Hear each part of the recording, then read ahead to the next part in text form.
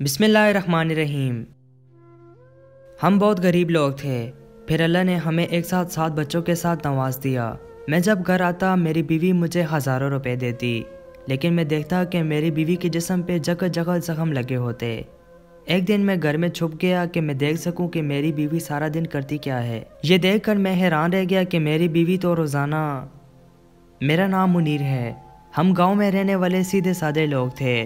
میں ایک لڑکی سے بہت محبت کرتا تھا، اس کا نام شبنم تھا۔ وہ ایک غریب گھرانے سے تعلق رکھتی تھی۔ ہم بھی امیر نہیں تھے پر ہمارے پاس تھوڑی زمینیں تھیں۔ ہم 3 بھائی تھے اور میں سب سے چھوٹا تھا۔ میرے دونوں بھائیوں کی شادی کو 2-4 سال گزر چکے تھے۔ ان دونوں کی اولاد نہیں تھی۔ میری ماں کا ہی حکم گھر پر چلتا تھا۔ وہ پوتے کی شکل دیکھنے کو بے چین تھی۔ یہ میرے دونوں بھائیوں کی بیویوں کو خوب باتیں سناتی، ان کا جینا حرام کر رکھا تھا۔ ماں کہتی کہ یہ ہم لوگوں کا خاندانی مسئلہ ہے، لیکن پھر بھی وہ غصہ ہمارے گھر کی بہوؤں پر ہی نکالتی تھی۔ وہ دونوں بڑے گھر کی بیٹیاں تھیں، لیکن میں نے غریب گھر کی بیٹی کو پسند کر لیا تھا۔ میں نے ہمت کر کے اپنی ماں سے شبنم کے بارے میں بات کی۔ میری ماں بہت غصہ ہوئی اور کہنے لگی کوئی ضرورت نہیں ہے اس سے شادی کرنے کی، لیکن میں جانتا تھا میری ماں کی دکھتی رگ کیا ہے۔ میں نے کہا میں نے جس لڑکی کو پسند کیا ہے اس کے خاندان میں صرف بیٹے ہی پیدا ہوتے ہیں، وہ بھی شادی کے پہلے ہی سال۔ شبنم کے بھی 5 بھائی ہیں اور وہ اکلوتی بہن تھی۔ ماں کو میں نے کسی طرح اپنی باتوں میں لگا لیا، شبنم سے شادی کر لی۔ وہ گھر آ گئی، میں اس سے بہت محبت کرتا تھا، لیکن ہمارے ساتھ بھی وہی ہوا جو ہمارے بھائیوں کے ساتھ ہو رہا تھا۔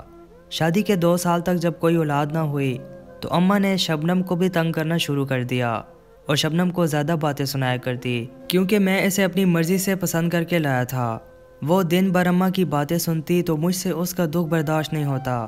ایک دن میں نے اپنی ماں سے بات کرنے کا سوچا اور میری اماں اتنا غصے میں آ گئی کہ مجھے گھر سے نکل جانے کو کہہ دیا۔ میں بھی غصے میں آ گیا اور کہا کہ ہم اس گھر سے چلے جائیں گے، پر ہمارے پاس کچھ بھی نہ تھا، نہ ہی گھر کا سامان اور نہ ہی کچن کا سامان، بس کچھ پیسے۔ میں نے اپنے دوستوں سے مدد مانگی تو انہوں نے میرا بہت ساتھ دیا۔ گاؤں میں بہت دور سنسان علاقے میں گھر تھا جس کا مالک کئی سالوں سے نہیں آیا تھا۔ میرے دوستوں نے میرے لیے اس گھر کا تالا توڑ دیا اور کہا جب تک اس گھر کا مالک نہیں آتا تم لوگ یہاں ہی رہو، پھر بعد میں انتظام کر لیں گے۔ اس گھر میں کوئی سامان بھی موجود تھا۔ مجھے میرے دوست نے مزدور کا کام بتایا، میں یہ کام کرنے پر راضی ہو گیا۔ جب سے ہم اس گھر میں آئے تھے شبنم خاموش تھی اور بولی تو صرف اتنا کہ آپ پریشان نہیں ہو، میں آپ کے ساتھ ہوں، سب ٹھیک ہو جائے گا۔ مجھے اس بات کی خوشی تھی کہ میری بیوی میرے ساتھ ہے۔ میری بیوی نے اس گھر میں چیزیں جمع کر کے اس مکان کو گھر جیسا بنا لیا تھا۔ ایک ماہ میں ہمیں خوشخبری ملی کہ میری بیوی امید سے ہے۔ ہم بہت خوش ہوئے۔ ڈاکٹر نے بتایا کہ میری بیوی کے ہاں 7 بچوں کی پیدائش ہونی ہے۔ اس بات سے ہم تھوڑا پریشان ہو گئے کہ سب خیریت سے ہو جائے۔ گاؤں کے سرکاری اسپتال کی ڈاکٹر صاحبہ اچھی خاتون تھی، انہوں نے ہماری بہت مدد کی۔ اللہ نے ہمیں ایک ساتھ 7 بیٹوں سے نوازا۔ ہم دونوں بہت خوش تھے پر دل میں ہزاروں فکریں بھی تھی کہ ایک ساتھ اتنے سارے بچوں کا خرچ کیسے پورا کریں گے۔ نوکری سے جو پیسے ملتے وہ بہت کم تھے، پھر سے دوست ہی کام آئے، کسی طرح گرتے پڑتے 3 ماہ کا وقت نکل گیا۔ شبنم کی طبیعت سنبھلنے لگی تھی، لیکن اب ہمارے برے دن شروع ہو گئے تھے۔ گھر میں کھانے کو کچھ نہ ہوتا۔ ایک دن اچانک میری امی، دونوں بھائی اور ان کی بیویاں ہمارے گھر آ گئے۔ ان کو اچانک دیکھ کر میں حیران رہ گیا۔ میری اماں نے میرے بچوں کو پیار کیا اور کپڑے، دودھ، کھلونے اور ہمارے لیے کھانا بھی بنا کر لائی تھی۔ ہم نے بہت عرصے بعد پیٹ بھر کر کھانا کھایا۔ میں خوش تھا کہ چلو برے وقت میں اپنے ہی کام آتے ہیں، پر میری اماں نے ایک بہت ہی عجیب بات کہہ ڈالی۔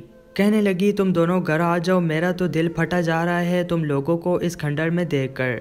اپنے گھر آ جاؤ، بس تم لوگوں کو اپنے لیے وہاں ایک کمرہ بنانا ہوگا اور یہ بھی کرنا ہوگا کہ اپنے 2 بیٹے اپنے دونوں بھائیوں کو لکھ کر دے دو۔ ویسے بھی تم 7 بچوں کو کیسے پالو گے؟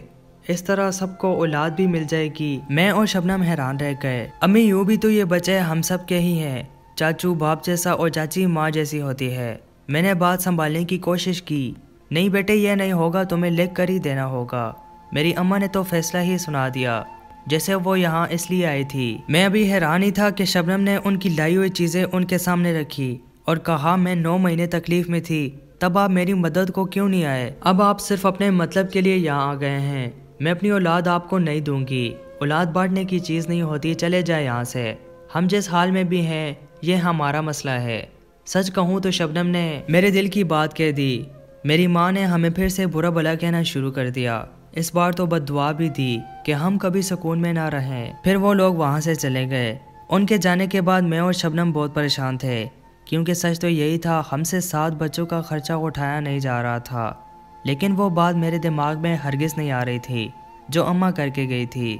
मैं अपनी औलाद को किसी को नहीं दे सकता था। मैंने शबनम को यकीन दिलाया कि सब ठीक हो जाएगा, मैं मेहनत करूँगा। उसने भी कहा कि वो भी गाँव में काम तलाश करेगी, कोई ऐसा काम जो घर बैठकर कर सके, चाहे उसे किसी के जूते ही क्यों ना बनाना पड़े।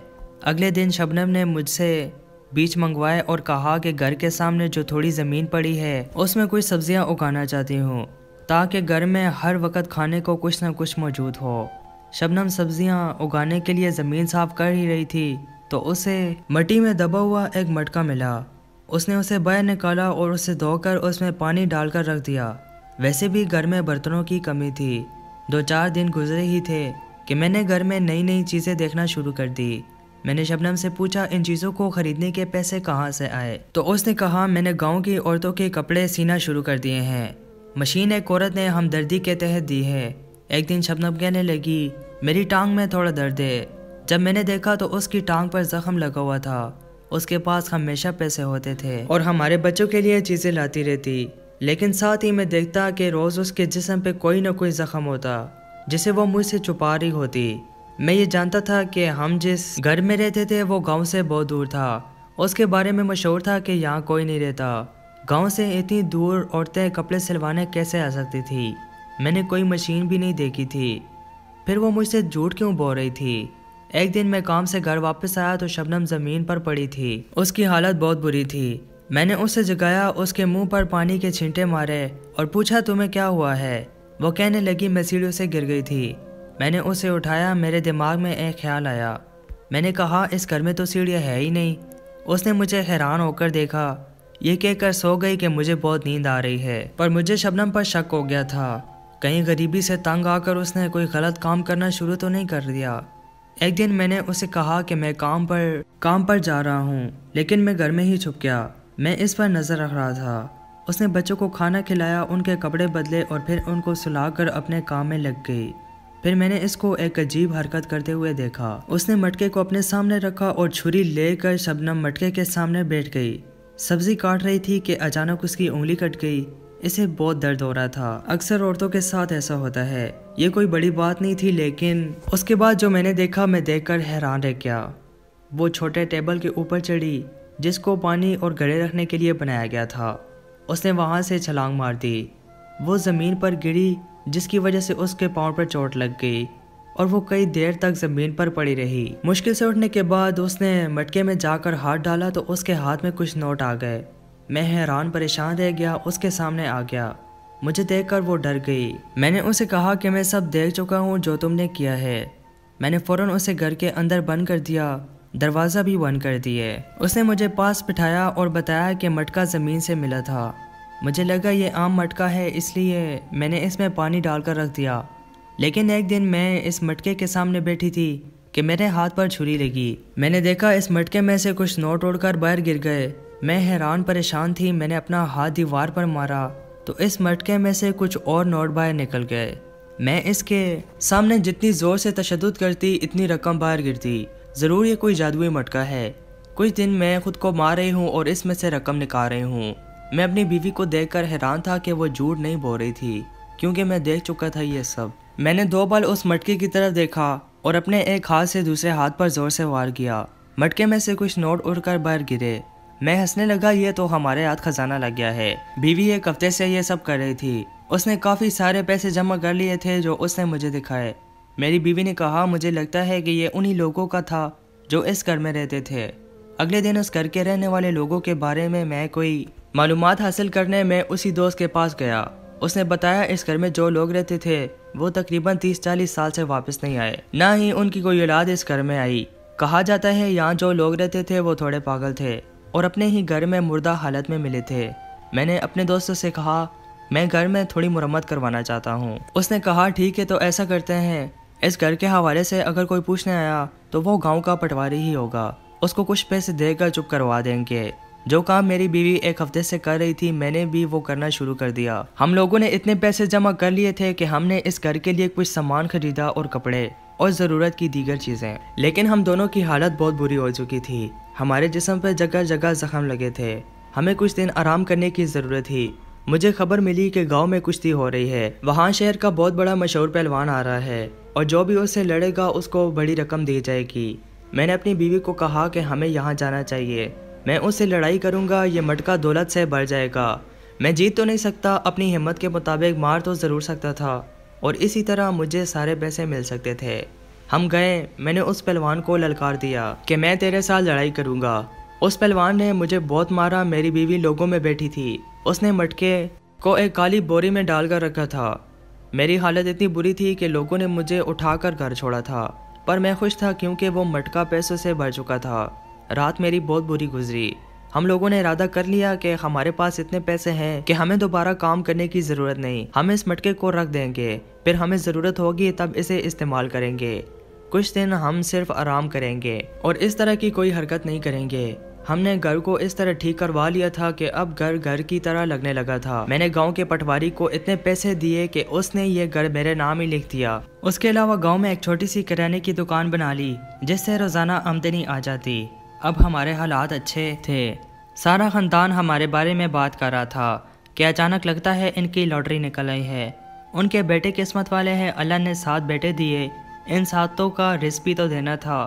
ہمارے حالات ٹھیک جا رہے تھے، کسی چیز کی بھی کمی نہیں تھی، لیکن دولت کا نشہ ایسا نشہ ہے جس کی کوئی حد نہیں۔ ہمارے پاس سب کچھ ہوتے ہوئے بھی ہم نے بار بار اس مٹکے کو استعمال کرتے ہوئے بہت دولت حاصل کر لی، لیکن اب بھی ہمارا دل نہیں بھرا تھا۔ ہم روز ایک دوسرے سے کہتے کہ دوبارہ اس کو استعمال نہیں کریں گے، لیکن اگلے دن ہم پھر اس کو استعمال کرتے۔ ہم پر جنون سوار ہو گیا تھا جو ختم ہونے کا نام ہی نہیں لے رہا تھا۔ ایک دن ہمارے گھر بوڑھا شخص آیا، میں اس دن گھر پر ہی موجود تھا۔ جب میں نے گھر کا دروازہ کھولا تو وہ لنگڑا کر چل رہا تھا، میرے سر پر پٹی بندھی ہوئی تھی۔ وہ گھر میں داخل ہوتے ہی گھر کو دیکھنا شروع ہو گیا۔ آپ نے اس گھر کو کافی صحیح کروا دیا ہے، پر آپ یہاں کس سے پوچھ کر رہے ہیں؟ میں نے اسے ساری بات بتا دی اور کہا کہ ہم نے گھر مجبوری میں استعمال کیا تھا، لیکن اب اس گھر کو اپنے نام لکھوا چکا ہوں۔ اگر آپ کو یہ گھر واپس چاہیے تو میرے ساتھ کیس لڑنا ہوگا۔ آپ جانتے ہیں ہمارے ملک میں اس طرح کے کیس 40 سال تک چلتے رہتے ہیں، آپ اس گھر کو بھول جائیں۔ وہ شخص ہنسنے لگا، اس کو دیکھ کر میں حیران رہ گیا۔ اس نے کہا کہ میں اس گھر کو مفت میں بھی دوبارہ نہ لوں، اور کیس لڑنا تو دور کی بات ہے، اس گھر میں میری کوئی اچھی یاد نہیں ہے۔ یہاں سے گزر رہا تھا تو میں نے محسوس کیا کہ اس گھر میں کوئی رہ رہا ہے، اس لیے دیکھنے چلا آیا۔ بات کرتے کرتے اس کی نظر اس مٹکے پر پڑی تو وہ حیران پریشان رہ گیا، اپنی جگہ سے اٹھ کھڑا ہو گیا۔ ہم دونوں اس کو دیکھنے لگے۔ میری بیوی چائے لے کر آ رہی تھی، وہ بھی حیران ہو گئی کہ یہ شخص اس طرح کیوں دیکھ رہا ہے۔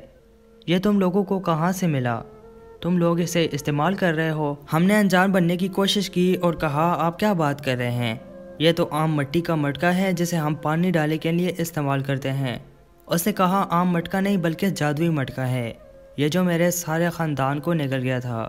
یہ سن کر حیران رہ گئے۔ اس نے بتایا کہ میرا سارا خاندان اسی گھر میں رہتا تھا، میرے 2 بیٹے تھے، ان کی بیویاں تھیں، میری بیوی پوتے پوتیاں تھے۔ یہ مٹکا ہمیں زمین سے دبا ہوا ملا، پھر ہمیں معلوم ہوا کہ یہ ایک جادوئی مٹکا ہے جس کے سامنے خود کو تکلیف پہنچائی جائے تو تکلیف کے مطابق آپ کو رقم دیتا ہے۔ ہم لوگ غریب تھے، اس مٹکے کی مدد سے امیر ہو گئے۔ یہ گھر جتنا بڑا تم لوگ دیکھ رہے ہو، یہ بڑا گھر نہیں تھا بلکہ جھونپڑی کی صورت میں تھا، ہم نے بنایا تھا۔ پھر ہمارے پاس اتنی دولت آ گئی کہ ہم نے اسے گھر کی شکل دے دی۔ آس پاس کی ساری زمین بھی ہم نے خرید لی اور کاشتکاری کرنے لگے، سب اپنے آپ کو تکلیف پہنچا کر اس میں سے دولت نکالتے۔ مگر پھر میرے بیٹوں میں اس مٹکے کو لے کر پھوٹ پڑ گئی، گھر میں لڑائیاں کرنے لگا، بیماریوں نے ہمارا گھر دیکھ لیا تھا، لیکن اس سے بچنے کے لیے ہمارے پاس پیسے نہیں ہوتے تھے۔ پیسے حاصل کرنے کے لیے خود کو تکلیف دینا پڑتی، سب لوگ زخمی اور بیمار رہنے لگے۔ ہماری حالت ایسی ہو گئی تھی جیسے ہم انسان نہیں چلتی پھرتی لاشیں ہیں۔ اس کے پیچھے میرے دونوں بیٹوں میں آپس میں لڑائی کی، ایک دوسرے کو جان سے مار ڈالا، میری بہویں بھی بیوہ ہو گئی، ان کے بچے یتیم ہو گئے، میری بیوی اپنے بچوں کی موت کو دیکھ کر پاگل ہو گئی، میری بہویں اپنے بچوں کو لے کر اپنے گھروں میں واپس لوٹ گئی۔ میں اپنی بیوی کو لے کر اس گھر کو چھوڑ کر ہمیشہ کے لیے چلا گیا۔ اس مٹکے کو اسی جگہ مٹی میں دبا دیا جہاں سے یہ ملا تھا۔ اس بات کو بھی 15-20 سال ہو گئے، میری بیوی اب اس دنیا میں نہیں ہے۔ मैं अपनी एक बेटी के घर रहता हूँ। ये आपको दौलत तो देता है, लेकिन इस दौलत को हासिल करने के लिए बहुत बड़ी कीमत चुकानी पड़ती है। ये मटका मालिक को दौलत के लिए इतना पागल बना देता है कि वो अपनी जान ही ले लेता है, फिर किसी और मालिक की तलाश में निकल जाता है और किसी न किसी को किसी तरह मिल ही जाता है। जैसे पहले हमें मिला था, अब तुम लोगों को मिल गया। उस शख्स ने हमारे बच्चों की तरफ देखा और कहा, तुम लोग क्यों अपनी ज़िंदगी बर्बाद करने पे तुले हो? इस मटके को वापस ज़मीन में दबा दो, इसे तोड़ा नहीं जा सकता। तुम लोगों ने शायद इसको तोड़ने की कोशिश की, मगर नामुमकिन है। मैंने इसको तोड़ने की बहुत कोशिश की, लेकिन मैं नहीं कर सका। इसका हल यही है कि इसको दोबारा दफना दो। हमने सोचा वाकई हम गलत कर रहे थे। अगर हमें कुछ हो जाता तो हमारे बच्चों का क्या होता? तुम लोग इस घर में ही रहो, ये घर मुझे नहीं चाहिए। वो शख्स हमें यह कहकर चला गया। मेरी बीवी ने मुझे कहा कि इसको यहाँ नहीं, कहीं बहुत दूर दफना कर आओ, वरना फिर हम इसकी तलाश करने निकल जाएंगे। मैंने ऐसा ही किया, इसे दूर दराज इलाके में दफना दिया। अब हमारे पास अल्लाह का दिया हुआ सब कुछ है। हमारे लिए हमारी औलाद ही हमारी दौलत है। दोस्तों, मज़ीद सच्ची कहानियाँ सुनने के लिए मोहम्मद इस्माइल वॉइस चैनल को ज़रूर सब्सक्राइब करें और साथ में दिए गए बेल पर क्लिक करें।